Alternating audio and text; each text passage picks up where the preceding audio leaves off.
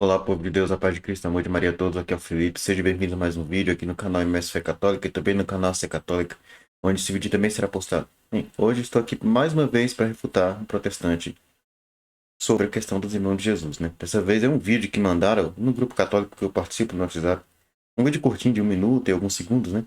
Onde o protestante tenta argumentar que não, o termo irmão na Bíblia necessariamente quer dizer irmão biológico. Então, o fato de falar da Bíblia falar de irmão de Jesus, então quer dizer que Maria teve outros filhos. Jesus tinha irmãos biológicos.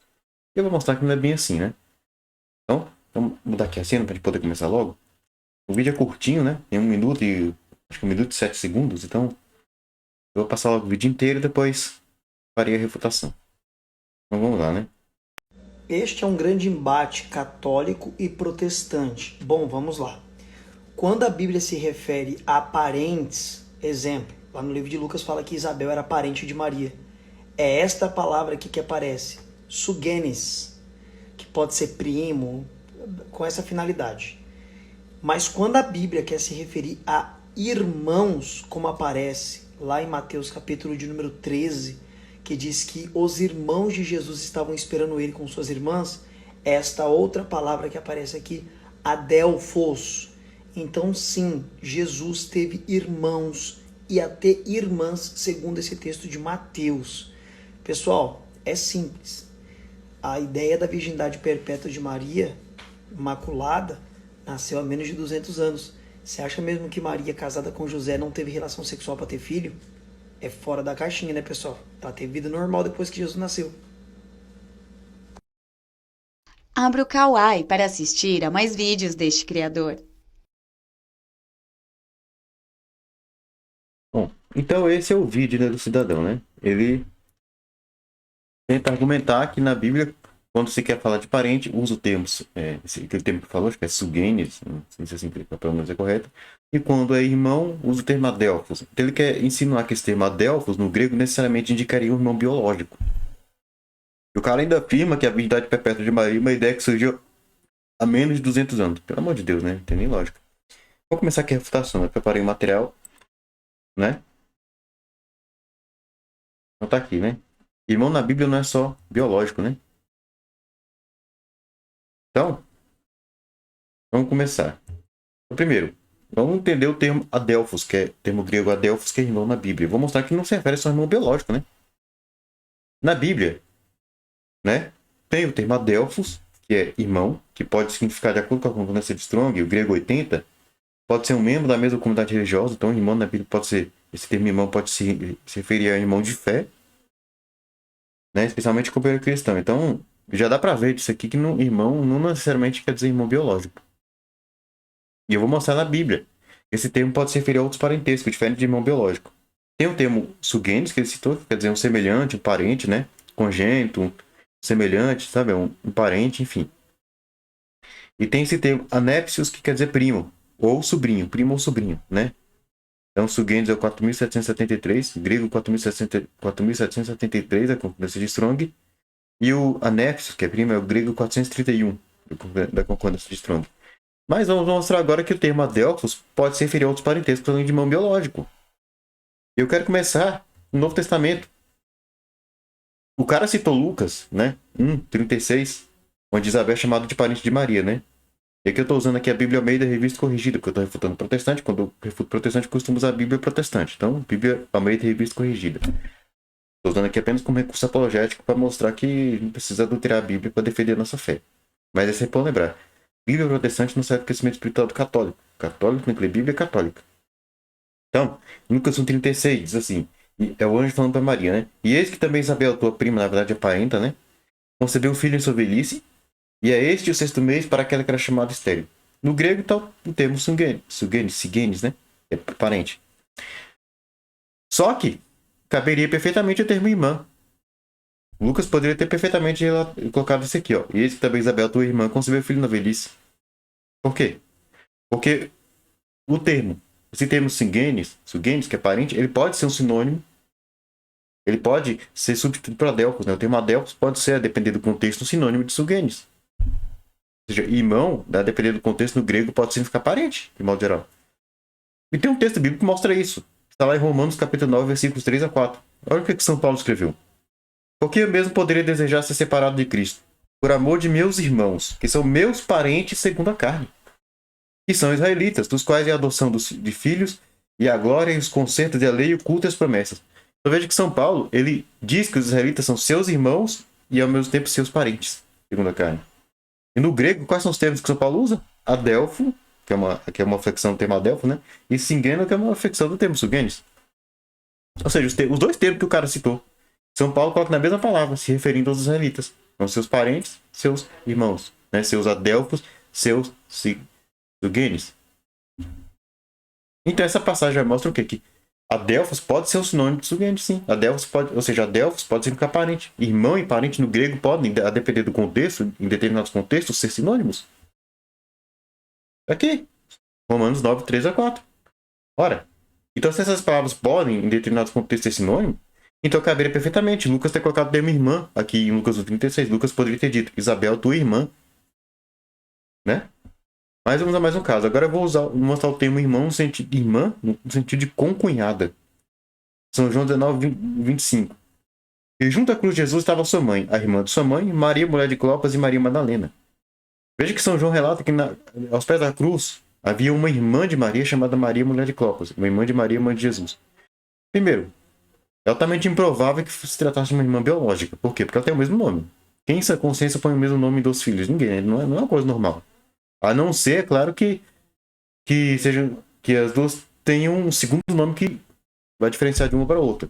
Que não consta que fosse o caso dessas duas, de Maria, mãe de Jesus, e Maria de Cleofas. Ou, né? Outra hipótese seria se uma tivesse nascido depois da morte da outra, que também não é o caso, porque as duas estão aqui aos pés da cruz no Calvário. Então, o fato de ter o mesmo nome já mostra que é muito, mas muito improvável que se tratasse de duas irmãs biológicas. E quando a gente recorre à patrística, às fontes históricas, a gente tem mais a confirmação de que não era irmãs biológicas. Por quê? Porque não consta em lugar nenhum que Maria, mãe de Jesus, tivesse irmã biológica. Pelo contrário, o proto-evangelho de Tiago, que é a fonte mais antiga que a gente tem sobre a família de Maria, sobre os pais dela, apresenta Maria como a única filha de São Joaquim Santa Ana. E diz que Santa Ana, mãe de Maria, era estéril.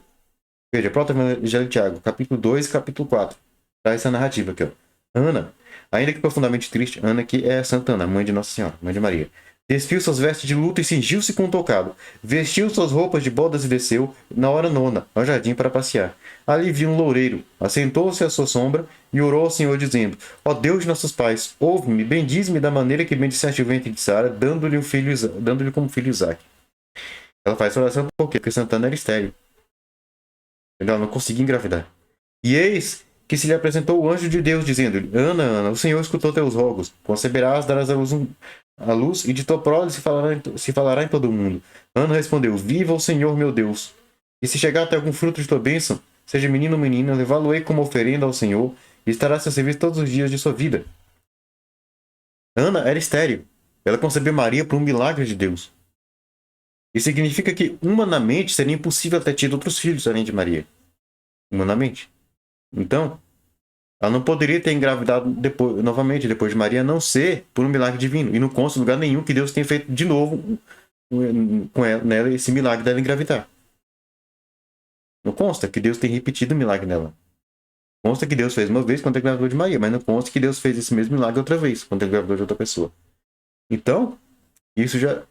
E, né, como humanamente é impossível ela engravidar, então isso indica que realmente Maria era a única filha de Santana. Né? Outra coisa que reforça está na história eclesiástica de José de Cesareia. Né? Uma informação que ele nos traz. Só que onde a fonte primária dele aqui no caso é Egésipo, que é o historiador cristão do século II. Que viveu ali entre 110 e 180 d.C. Então a fonte primária aqui não é Eusébio de Cesareia, é Egésipo. Egésipo foi um historiador do século II. Escreveu algumas obras narrando algumas coisas relacionadas a alguns fatos, né? Da igreja da época dos apóstolos até o tempo dele. Só que as obras dele são perdidas, tudo que a gente tem é o que é citado por Eusébio de Cesareia. Em alguns casos, Eusébio simplesmente menciona que ele é a fonte da informação, mas não traz o texto mesmo dele, né? Então vejam, na história eclesiástica, no livro 3, capítulo 11, diz assim: Após o martírio de Tiago e a destruição de Jerusalém, ocorrida logo depois, conta-se que os sobreviventes dos apóstolos e dos discípulos do Senhor, vindo de todas as partes, se congregaram com os consanguíneos do Senhor, e havia um grande número deles ainda vivos. Reuniram-se em conselho para verificar quem julgariam digno de suceder a Tiago. Todos, unanimemente, consideraram idôneo para ocupar a sede desta igreja Simeão, filho de Cleofas, de quem se faz memória no livro do Evangelho. Disse que era primo do Salvador. Efetivamente, Egésipo declara que Cleofas era irmão de José. E depois, na História Eclesiástica, livro 3, 32, 4. O mesmo autor, que está falando de Egésipo. Se você ler o capítulo desde o início, vai entender que o autor que ele cita aqui é Egésipo. Diz, ainda que acontecessem aos acusadores, durante a busca aos membros da estirpe real dos judeus serem presos como pertencentes a ela, pode-se concluir ter sido Simeão, ou Simão, filho de Cleofas, um daqueles que viram e ouviram diretamente o Senhor, tomando por base a longa duração de sua vida e a menção no livro dos Evangelhos de Maria, mulher de Cleofas, de quem ele era filho, segundo demonstramos acima. Então, de acordo com Egésipo, que é a fonte primária de Eusébio, o Simeão, o primo de Jesus, que era o Simão, irmão de Jesus, foi bispo de Jerusalém, ele era filho de Cleofas e de Maria de Cleofas, filho do casal. E ele era primo de Jesus, pelo lado de Cleofas. Veja que José de Cesareia diz que ele era dito como primo do Salvador, porque Egésipo diz que Cleofas era irmão de São José. Então ele é considerado primo pelo lado de Cleofas, não pelo lado de Maria de Cleofas. Se a Maria de Cleofas fosse uma irmã biológica de Maria, ele também seria primo de Jesus pelo lado dela, de Maria de Cleofas. Né? Mas se ele não era primo de Jesus pelo lado da Maria de Cleofas, era primo de Jesus só pelo lado de Cleofas, é porque a Maria de Cleofas não era uma irmã biológica de Maria. Né? Provavelmente, essa Maria, mulher de Cleofas, na verdade, provavelmente ela não tinha nenhuma ligação com a Sagrada Família, a não ser o fato de ela ser casada com Cleofas. Né? Não consta em lugar nenhum que essa mulher tivesse algum laço consanguíneo com a Sagrada Família. A única ligação dessa Maria de Cleofas que consta que ela tinha com a Sagrada Família é o casamento dela com Cleofas, que era irmão de São José. Ou seja, então, o que ela era de Maria, na verdade? Uma concunhada. O que é concunhada? Concunhada é a esposa do cunhado. A esposa do cônjuge. Perdão, a esposa do irmão do cônjuge. Isso é concunhada. No entanto, São João usou qual termo? Irmã. Adelfe, no caso, no feminino aqui, ó. Adelfe, né? Usou no feminino, irmã. Para uma parente de Maria que não era irmã biológica, era uma concunhada. Ora. Então, se aqui em João 19, 25, você viu, pode ser usado o termo Adelfe, irmã, né? Para uma parente, não é? Que não é irmã biológica. Então, em Lucas 1,36 também poderia ser colocado irmã para parente. Então, irmã pode significar parente. Mas agora, eu vou mostrar um caso de que sobrinho sem chamado de irmão, que é o caso de Abraão e Ló, né? Gênesis capítulo 13, versículo 8. Ó. E Abraão disse a Ló: Ora, não haja contenda entre mim e ti, e entre os meus pastores e os teus pastores, porque irmãos somos. Ló era sobrinho de Abraão. Né? Tá lá em Gênesis 11, 27. Ó. E estas são gerações de Terá. Terá gerou a Abrão, a Naor e Arã, e Arão gerou Ló. Então, Terá teve 3 filhos, Abrão, Naor e Arão. Desses 3 filhos, o Arã, não é Arão não, é Arã. Arã, ele teve um filho que foi Ló. Então, Ló era filho de Arã, que era irmão biológico de Abrão. Então, Ló era sobrinho de Abrão. Só que Abrão chama de irmão. E no Gênesis, no texto grego, de acordo com a Septuaginta, o termo usado é Adelphoi, do termo Adelphos. Adelphos. Mesma coisa na Gênesis 14, 16. E Abrão tornou a trazer de volta a fazenda e tornou a trazer também a Ló, seu irmão, e a sua fazenda e também as mulheres e o povo. E o termo usado no grego, na Septuaginta, foi Adelphon, vem do termo grego Adelphos. Então, Adelphos sendo usado para sobrinho. Aqui, no grego, na Septuaginta. Quando for traduzir do hebraico para o grego, colocaram Adelfo. Né? Aqui, nesse texto do Antigo Testamento, eu estou analisando apenas o texto grego da Septuaginta, porque nós estamos analisando os termos gregos, né? Então, mas vamos lá. Segundo caso, Labão e Jacó. Outro caso de irmão igual a sobrinho. Gênesis 29, versículo 10, depois 14 e 15. E aconteceu que, vendo Jacó a Raquel, filha de Labão, irmão de sua mãe, e as ovelhas de Labão, irmão de sua mãe, chegou a Jacó e revolveu a pedra sobre a boca do poço e deu de beber às ovelhas de Labão, irmão de sua mãe. Então Labão disse-lhe: Verdadeiramente tu és o meu osso e minha carne. E ficou com ele um mês inteiro. Depois disse Labão a Jacó: Porque tu és meu irmão, Hás de servir-me de graça? Declara-me qual será teu salário. Labão chama Jacó de irmão, só que Labão era tio de Jacó. Jacó era sobrinho de Labão. Gênesis 24:15. E sucedeu que antes que ele acabasse de falar, eis que Rebeca, que havia nascido a Betuel, filho de Milca, mulher de Naor, irmão de Abraão, saía com seu cântaro sobre seu ombro. Foi Gênesis 28:5. Assim enviou Isaac a Jacó, o qual se foi a Padã Arã, a Labão, filho de Betuel, o arameu, irmão de Rebeca, mãe de Jacó e de Esaú. Então, Labão era irmão biológico de Rebeca. Ambos eram filhos de Betuel, irmãos biológicos. Rebeca era mãe de Jacó. Não é? Era mãe de Jacó. Todo mundo sabe, só quem conhece o texto bíblico sabe. Rebeca era mãe de Jacó. A esposa de Isaac, e ela deu à luz a Esaú e Jacó. Não é? Labão, então, era irmão da mãe de Jacó. Ele era tio de Jacó. E ele se refere a Jacó como irmão. Chama Jacó de irmão. O termo usado no grego é adelphos. Ou seja, mais uma vez, o termo adelphos se referindo a quê? A sobrinho, não é irmão biológico, sobrinho. Agora eu vou mostrar um caso de primo de segundo grau na Bíblia. Primo de segundo grau sendo chamado de irmão. Levítico 10:1-4. E os filhos de Arão, Nadab e Abiú, tomaram cada um seu incensário e puseram neles o fogo, e puseram incenso sobre ele, e trouxeram fogo estranho perante a face do Senhor, o que lhes não ordenara. Então saiu fogo de diante do Senhor, e os consumiu, e morreram perante o Senhor. E disse Moisés a Arão: isto é o que o Senhor falou, dizendo: serei santificado naqueles que se cheguem a mim, e serei glorificado diante de todo o povo. Porém Arão calou-se, e Moisés chamou a Misael e Eusafã, filho de Uziel, de Arão, e disse-lhes: chegai, tirai vossos irmãos diante do santuário para fora do arraial. Veja que Moisés, ele conversando com Misael e Eusafã, que eram primos de Arão, né? Moisés se refere a Nadab e Abiú como irmãos de Misael e Eusafã. Só que Nadab e Abiú eram filhos de Arão. Arão era primo de Misael e Eusafã. Ou seja, Nadab e Abiú, na verdade, eram primos de segundo grau de Misael e Eusafã. Enquanto Moisés se refere a eles como irmãos de Misael e Eusafã. E no grego, qual é o termo que está? Adelphos. Adelphos, né? Do termo Adelphos, está no grego. Irmãos igual primo de segundo grau. Outro caso agora irmãos sendo equivalente a tios. Josué 17:3-4. Zelofeade, porém, filho de Éfer, neto de Gileade, bisneto de Maquitre, neto de Manassés, não teve nenhum filho, mas somente filhas. Seus nomes eram Maalá, Noa, Ogla, Milca e Tirza. E elas foram ao sacerdote Eleazar, a Josué, filho de Num, e aos líderes, e disseram: o Senhor ordenou a Moisés que nos desse uma herança entre os nossos parentes. Josué deu-lhes então uma herança entre os irmãos de seu pai, de acordo com a ordem do Senhor.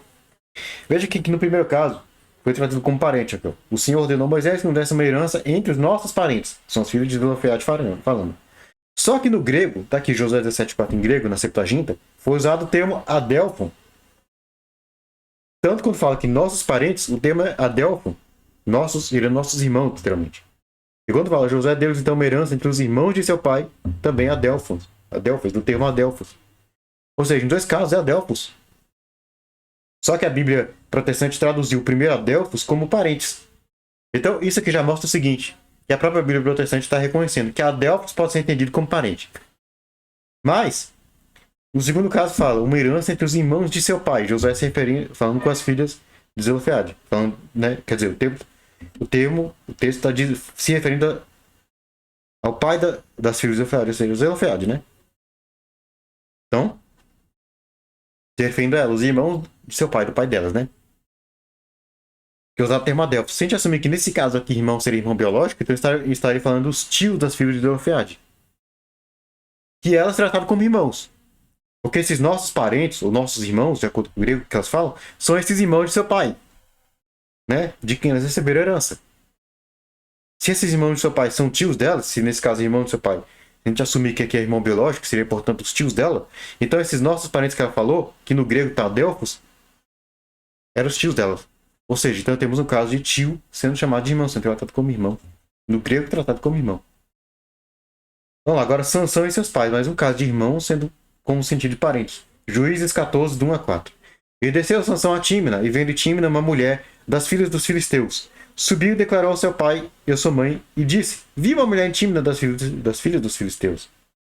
Agora, pois, tomai-ma por mulher. Porém, seu pai e sua mãe lhe disseram: não há porventura mulher entre as filhas dos teus irmãos, nem entre todo o teu povo, para que tu vás tomar a mulher dos filhos teus, daqueles incircuncisos? E disse Sansão ao seu pai: tomai-me esta, porque ela me agrada a seus olhos. Mas seu pai e sua mãe não sabiam que isto vinha do Senhor, pois buscava ocasião contra os filisteus, porquanto naquele tempo os filisteus dominavam sobre Israel.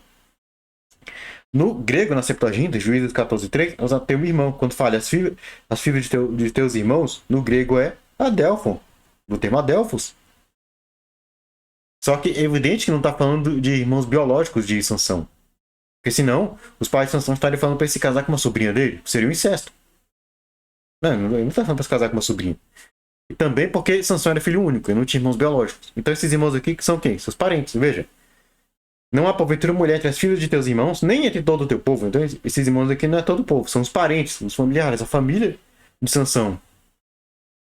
Os parentes de Sansão. Irmão igual a parentes. Agora, vamos ver irmão sendo igual a primo de primeiro grau. 1 Crônicas 23, do 20 a 23. Conta os filhos de Uziel, Mica, o chefe, e Isias o segundo, e Cias o segundo. Os filhos de Merari, Mali e Muzi. Os filhos de Mali, Eleazar e Quis. E morreu Eleazar e não teve filhos, porém filhas. E os filhos de Quis, seus irmãos, as tomaram por mulheres.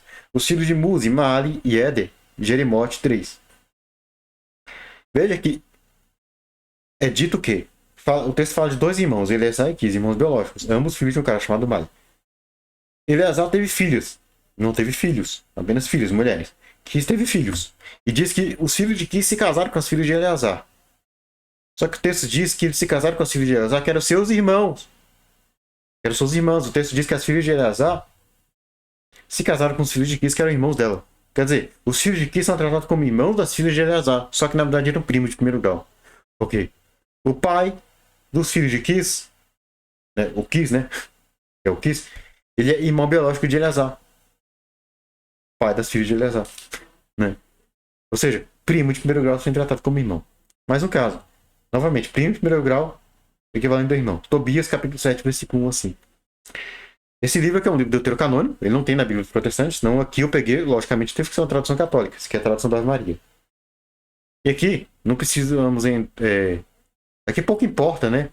Se o livro é apócrifo ou não vem ao caso nesse momento. Se o livro é inspirado ou não. O que importa é que esse livro mostra que o tema Adelphos pode ser equivaler a primo. Para nós católicos é um livro inspirado. Mas para o que nós estamos fazendo aqui, não é necessário discutir se é inspirado ou não. O que importa é saber que esse livro atesta que irmão pode ser equivalente a primo. Tobias 7, do 1 assim. Chegaram Tobias e o anjo Rafael, pois a casa de Raguel, que os recebeu cordialmente. Vendo Tobias, Raguel disse a Edna, sua mulher: como esse jovem é parecido com meu primo? Dito isto, perguntou: de onde vieste, os jovens? Eles responderam: somos da tribo de Neftali, dos deportados de Nínive. Raguel prosseguiu: conheceis porventura meu primo Tobit? Certamente, responderam. E como Raguel começasse a elogiar Tobit, o anjo disse: este Tobit de que falas é o pai deste jovem. Observe que Raguel chama Tobit, que é o pai de Tobias, ao mesmo tempo que chama de seu primo. Na tradução da Maria, nas duas ocasiões é seu primo. Só que, se a gente for olhar no grego, na Septuaginta, não. Na Septuaginta, na primeira vez, Raguel chama ele de seu primo. Anépsio, tá aqui, né? Anépsios, que é primo. Só que na segunda ocasião, Raguel chama Tobit de seu irmão, usando o termo Adelphos, irmão. Ou seja, de acordo com o grego, Raguel ele chamou Tobit primeiro de primo e depois de irmão. Primeiro de Anépsios, depois de Adelphos. Mostrando o quê? Que esses termos, em determinados contextos, podem ser sinônimos. Ou seja, Adelphos pode ser usado para primo também. Pode equivaler a Anépsios. Né? Então, com esse exemplo que eu mostrei, já fica claro que irmão na Bíblia não necessariamente indica irmão biológico, pelo amor de Deus. Né? Várias passagens do Antigo Testamento usam o termo irmão para outros parentescos. Na Septuaginta, quando traduzido para o grego, foi usado o termo Adelphos. Ah, mas o protestante pode falar: não, mas usar porque tem que respeitar a terminologia do original hebraico. Cara, não tem nada a ver. Porque Tobias, eu coloquei Tobias aqui. Tobias foi escrito originalmente em grego. E foi usado o termo Adelphos, no mesmo texto, Adelphos e Anépsios para a mesma pessoa. Mostrou no mesmo texto, Raquel chamando Tobit, ao mesmo tempo de Anépsios e de Adelphos. Ou seja, mostra que os termos podem ser, em determinados contextos, podem ser equivalentes. E o texto foi escrito originalmente em grego, então ele mostra que sim, realmente no grego pode ser usado. E outra, Se os tradutores da Septuaginta colocaram Adelphos nessas passagens do Antigo Testamento, quando traduziram, é porque tem o Adelphos, né, nessas passagens que falam de outros parentescos que não é irmão biológico, é porque Adelphos pode se referir a outros parentescos que não é irmão biológico. Se Adelphos não pudesse se referir aos parentescos além de irmão biológico, então não faria sentido usar esse termo para traduzir para Adelphos os parentescos mencionados nas passagens que eu li aqui. Se traduzir para Adelphos é porque cabe a Adelphos para esses parentescos. Simples.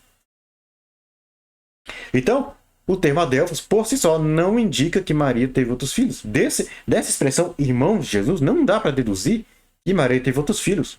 Isso se chama extrapolação. Isso é acrescentar palavras ao texto. É dizer que o texto diz uma coisa que ele não diz.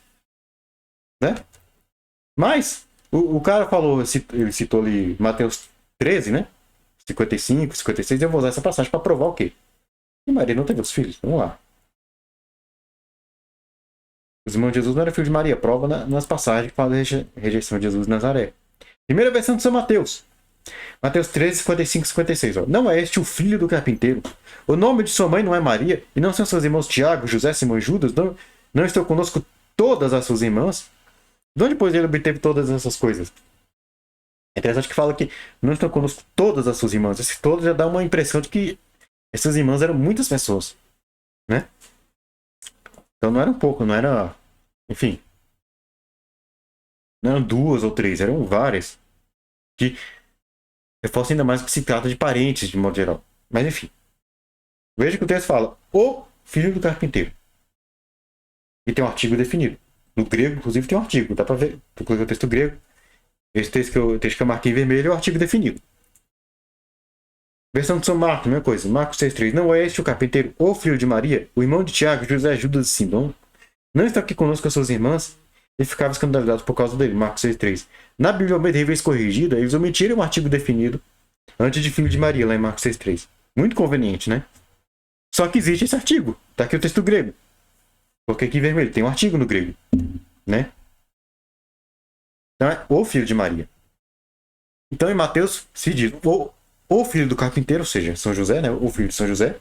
E aqui, o filho de Maria, Marcos 6,3. O filho de Maria. E não há uma especificação de qual filho que é. É um artigo definido. Para que serve o artigo definido? Tá aqui, artigo definido no grego. Né? Esse artigo definido, esse termo que é usado como artigo definido, ele também em algumas ocasiões pode ter ser um pronome demonstrativo, né? Como no próprio português, né? Ele pode ser, em alguns contextos, o artigo definido, ou ele pode ser substituído por aquele, aquilo, né? Mas quando ele funciona como artigo definido, que é o caso dessas passagens, de Mateus 13, 55 e Marcos 6,3, diz o seguinte, ó, concordância de Strong, grego 3588, como artigo definido prepositivo. Como em todas as línguas, o artigo serve para distinguir coisas, pessoas, noções, mais precisamente é prefixado. Ou seja, a concordância de Strong está dizendo que o artigo definido tem no grego a mesma funcionalidade que tem nas outras línguas. Se é assim, então eu posso analisar o artigo definido nessas passagens de acordo com a gramática da língua portuguesa. Já que é um artigo definido tem a mesma funcionalidade em todas as línguas, né? Então, eu peguei aqui um trecho de um artigo que está na internet, o link eu vou deixar na descrição, né? De um professor de português sobre artigo. Artigos são palavras que vêm antes do substantivo e servem para especificar ou generalizar o seu sentido. Né? Os artigos podem ser definidos e indefinidos. Artigo definido. Os artigos definidos, ou os as, definem ou individualizam de forma precisa os substantivos, que podem ser uma pessoa, objeto ou lugar. Então, o artigo serve para especificar ou generalizar o sentido do substantivo. Quando eu ponho um artigo indefinido, uma, uns, umas, é para generalizar. Para deixar claro que o substantivo não se refere a alguma coisa específica. Né? Se eu falo uma pessoa, é genérico, não é alguém específico. Né? Agora, quando eu uso o artigo definido, é para especificar. Para indicar que aquele substantivo, aquela expressão nominal, se refere a algo bem específico. Se eu falo a pessoa, é uma pessoa específica, que é especificada. No caso, teria sido especificado pelo contexto. O artigo definido indica, então, que a expressão substantivo se refere a algo específico. Ou por causa do contexto, ou porque é único. Específico, ou porque o contexto especificou, ou porque é algo único. Né? Porque não tem outro igual. E quando a gente vai no contexto, de Mateus 13, 55, 56, Marcos 6, 3, no contexto da fala do pessoal da sinagoga de Nazaré, não tem uma especificação de qual filho do carpinteiro, qual é o filho de Maria que está se referindo. Não tem o nome Jesus ali. Se tivesse escrito Jesus ou filho do carpinteiro, ou então Jesus ou filho de Maria, aí teria especificação de qual filho que está falando. Mas não tem nome. Não tem dizendo se é o filho primogênito, se é o segundo, terceiro, não tem. E veja, quando Mateus 13, 55, né, e Marcos 6, 3 registram o povo falando, não é este filho do carpinteiro, o filho de Maria, não são seus irmãos Tiago, José, Simão e Judas, não está dizendo que todas as pessoas que estavam presentes na sinagoga falaram todas essas frases. Mas está apenas registrando o que de modo geral as pessoas falaram. Por exemplo, lá na versão paralela de Lucas, em Lucas 4, 22, diz o seguinte: e todos lhe davam testemunho e se maravilharam das suas palavras de graça que saem de sua boca. Das palavras de graça que saem de sua boca e diziam, não é este o filho de José? No texto grego de Lucas não tem um artigo definido aqui antes de filho de José, mas enfim. Mas, gente, comparar com o filho do carpinteiro lá em Mateus, é totalmente cabível colocar o artigo aqui, mas enfim. Mas isso reforça o quê? Lucas aqui está indicando que algumas pessoas só falaram esse trecho, não é este o filho de José? Então eu posso dizer analogamente que algumas pessoas só perguntaram, não é este o filho do carpinteiro? Eu posso dizer também que analogamente que algumas pessoas devem ter se perguntado aí na sinagoga, não é este o filho de Maria? Outras pessoas devem ter se perguntado exatamente, não é este o irmão de José, de Tiago, José, Simão e Judas, enfim. Então vamos imaginar a seguinte situação. Imagina que realmente os protestantes estão certos e Maria teve vários filhos. Ela teve vários filhos. Ela teve vários filhos com São José. Imagina que tem alguém ali na sinagoga, não conhece a família de Maria, só sabe que ela e José tiveram vários filhos, mas não sabe quem é quem. Quem é Jesus, quem é Tiago, quem é o Simão e tal. E aí o cara tá na sinagoga e ele ouve o cara do lado falando assim, mas não é esse aí o filho de José? Mas você acha que é a primeira pergunta que as pessoas vão fazer? Qual deles? Qual dos filhos de José? É o Tiago? É o Jesus? É o Simão? É o Judas? É a mesma coisa. Se ele ouve o cara do lado falando, não é este filho de Maria, e ela tem vários filhos. E o cara fala, não é este filho de Maria, sem especificar qual. Qual a pergunta que ele vai fazer, naturalmente, ouvindo isso? Qual deles? É Jesus? O Tiago? O Simão? Ou seja, essa frase, não é este o filho de Maria, sem especificação de qual dos filhos que se refere, sem ter o nome desse filho, ou dizendo se é o primogênito, com esse artigo antes, fica totalmente estranha se Maria teve vários filhos. Do mesmo jeito a expressão o filho do carpinteiro, o filho de José. Se José teve vários filhos. Veja, se Maria tivesse tido mais de um filho, então, né, tivesse tido vários filhos com São José, então, nessas passagens, Mateus 13, 55 e Marcos 6, 3, teria que estar escrito algo como que está aqui ó, em Neemias 3, 28. Também um dos filhos de Joiada, filho de Eliasibe, o sumo sacerdote, era genro de Sambalate, o Horonita, pelo que o afugentei de mim. Observa, é uma pessoa que está falando isso, né? No texto, mas se você pegar o contexto do capítulo, não diz quantos nem quais eram os filhos de Joiada. Mas o texto fala, um dos filhos de Joiada. Veja que no texto não tem especificação de qual deles. Mas ao colocar um dos filhos de Joiada, deixa claro que ele tem mais de um filho. Veja que não tem no capítulo especificação de quantos nem quem eram os filhos de Joiada. Então, se o autor de Neemias escrevesse o filho de Joiada, qualquer pessoa que lesse ia entender que o cara, Joiada, só teve um filho. Então, ele está entendendo errado. Por quê? Porque tem um artigo definido e não tem uma especificação, né, de qual filho de Joiada. Então, não tendo a especificação, se ele teve mais de um filho, teve que colocar dessa maneira, um dos filhos de Joiada. Então, a mesma coisa. Em Mateus 13, 55, aqui, ó. Se Maria e José tivessem tido vários filhos, em Mateus 13, 55, como não tem especificação, o texto deveria estar assim, não é este um dos filhos do carpinteiro, mas não é assim que está. Tá o filho do carpinteiro. Em Marcos 6, 3, devia estar assim, não é este o carpinteiro, deveria estar assim, um dos filhos de Maria, mas não é assim que está. Está assim, o filho de Maria. Não, um dos filhos de Maria. O filho de Maria. Né? O carpinteiro, provavelmente Jesus deveria ser o único carpinteiro. Né? Nazaré é um lugar pequeno, então não é possível ter apenas uma pessoa exercendo essa profissão. Então, assim como não é este o carpinteiro,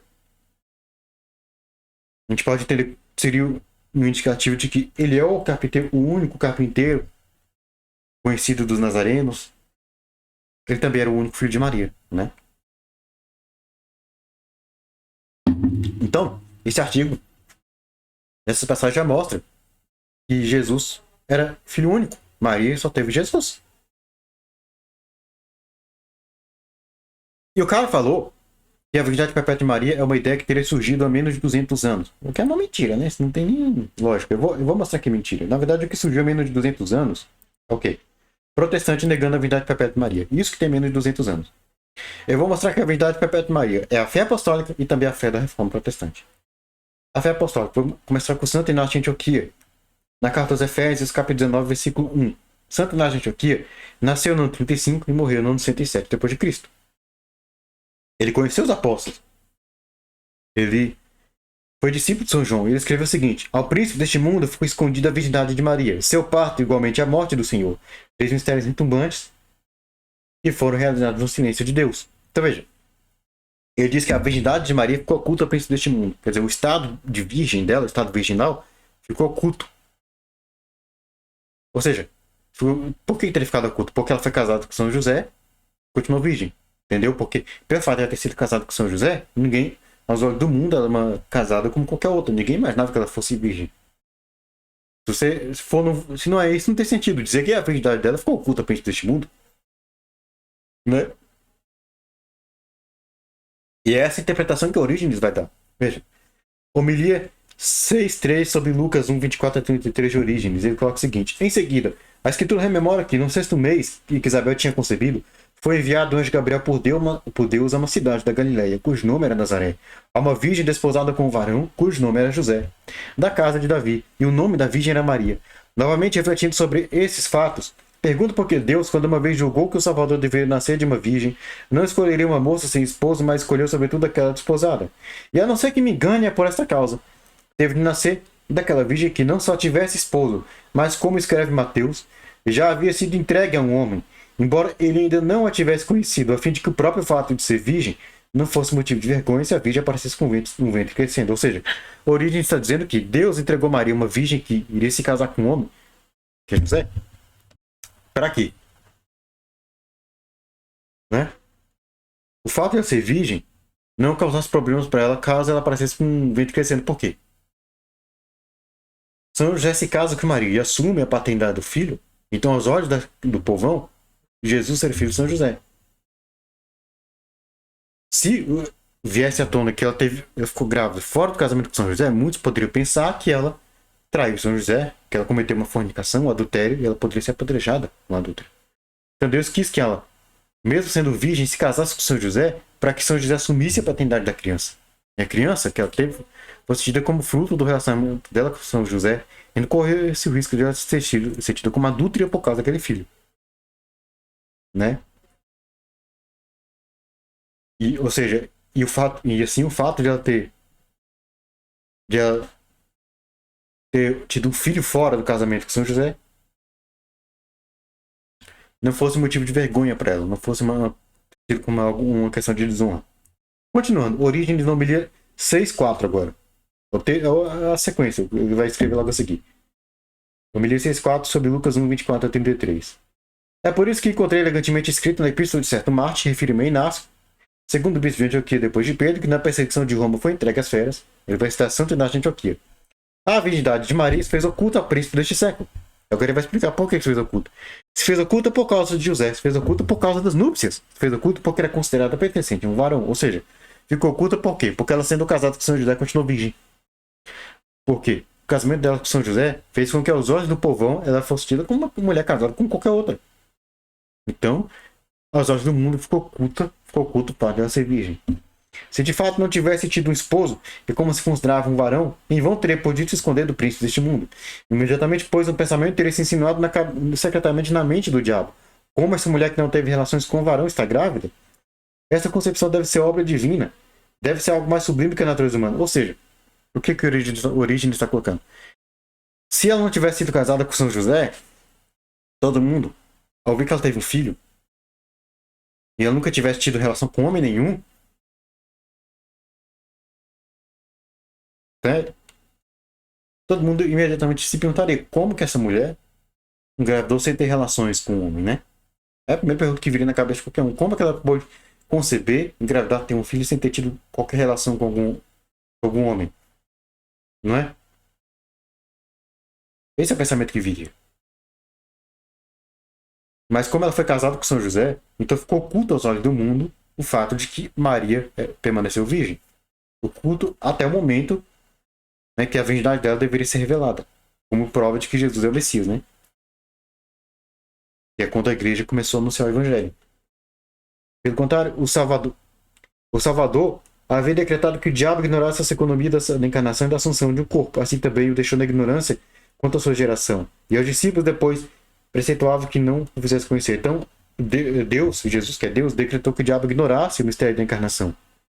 Então o diabo teve que ignorar. Então, ou seja, aos olhos do mundo devia ficar escondido que Maria concebeu por milagre. Concebeu virginalmente Jesus. Até a hora disso ser revelado. Ainda Orígenes, agora no obediência 7.4, sobre Lucas 1:39 e 45. Resultou, pois, a criança no ventre de Isabel, e ficou repleta do Espírito Santo. Com voz forte exclamou e disse: Tu és bendita entre as mulheres. Nessa passagem devemos, para que os homens simples não sejam enganados, refutar o que os hereges costumam objetar. Com efeito, não sei quem prorrompeu em tamanha loucura a ponto de afirmar que Maria tinha sido renegada pelo Salvador, porque depois do seu nascimento ela teria se unido a José. Então, para Orígenes, dizer que Maria teve relações com São José depois do casamento, depois que Jesus nasceu, para ele isso é loucura. É tamanha loucura. Uma coisa dessa. Isso aqui é do século III. Orígenes, ele nasceu no ano 185 e morreu em 254 d.C. É do século III. Foi o que alguém disse, que ele sabia com que intenção disse. Se algumas vezes hereges vos fizeram tal objeção, respondei-lhe e dizei: é certamente cheia do Espírito Santo que Isabel disse: Tu és bendita entre as mulheres. Se Maria é proclamada bendita pelo Espírito Santo, como o Salvador pôde renegar? Quanto aos que afirmam que ela contraiu bodas depois do parto virginal, eles não têm com que prová-lo, pois os que eram filhos atribuídos a José não tinham nascido de Maria, nem há nenhum texto da Escritura que mencione este fato. Orígenes é claro. Aqueles que dizem que Maria teve relações com São José depois do parto, não tem como provar.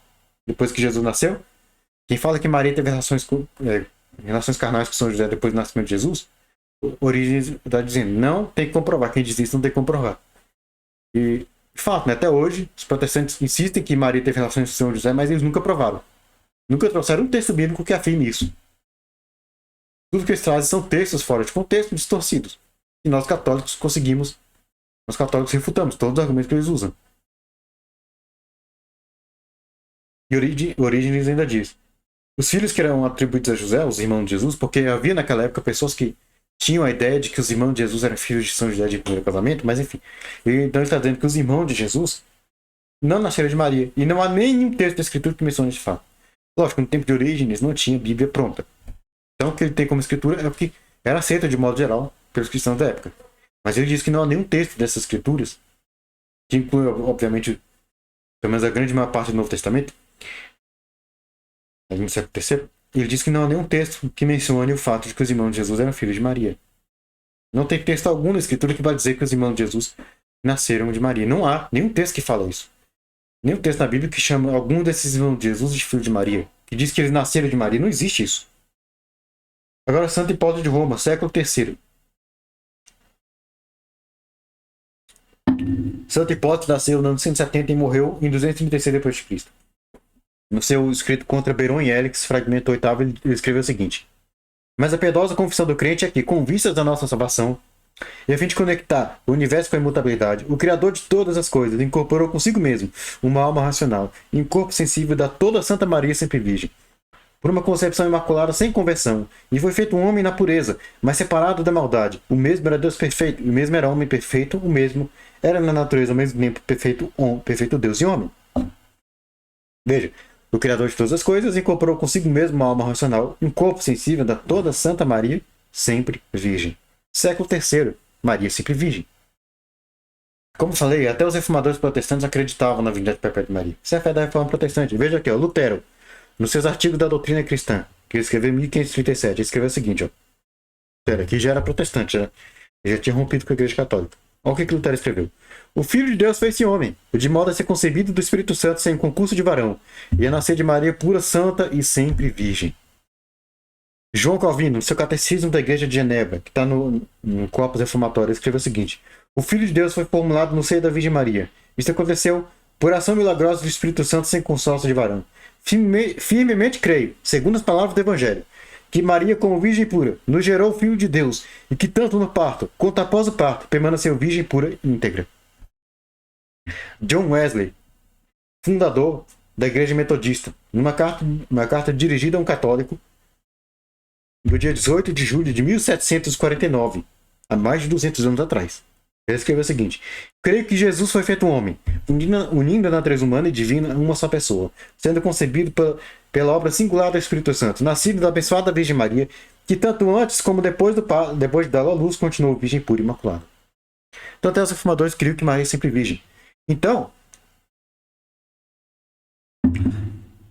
a virgindade perpétua de Maria é a fé apostólica e a fé dos reformadores protestantes.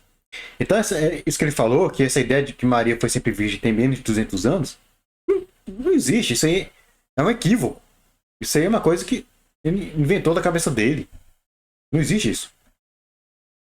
O que tem menos de 200 anos é outra coisa. É protestante dizendo que Maria teve outros filhos. Protestante negando a virgindade perpétua de Maria. Isso que tem menos de 200 anos. Isso é coisa recente. Agora, a virgindade perpétua de Maria, não. Isso aí é fé apostólica. Vem desde o primeiro século. Eu mostrei que Santo Inácio de Antioquia cria na virgindade perpétua de Maria. Orígenes e Santo Hipólito, no século III, professavam isso. Então, de duas, uma, ou isso é a fé apostólica, ou a igreja se corrompeu logo depois da era apostólica. Mas não tem como a igreja ter se corrompido, porque as portas do inferno não podem prevalecer contra ela. Então, a virgindade perpétua de Maria só pode ser a fé apostólica. Então é isso, né? O vídeo já tá ficando um pouco longo, mas foi necessário, né? Tá bem explicado. É isso que eu queria falar hoje, né? Espero que tenha ficado claro. Espero que tenha gostado. Se você gostou, deixe seu like, compartilhe. Se inscreve aqui no canal MS Fé Católica. E também no AC Católica, onde esse vídeo também vai ser postado, se ainda não foi inscrito nesses canais. Ative o sino das notificações aqui no MS Fé Católica e na AC Católica, se não tiver ativado ainda, né? Me segue no Instagram, @MS Fé Católica. Eu vou deixar um link na descrição. E é isso, né?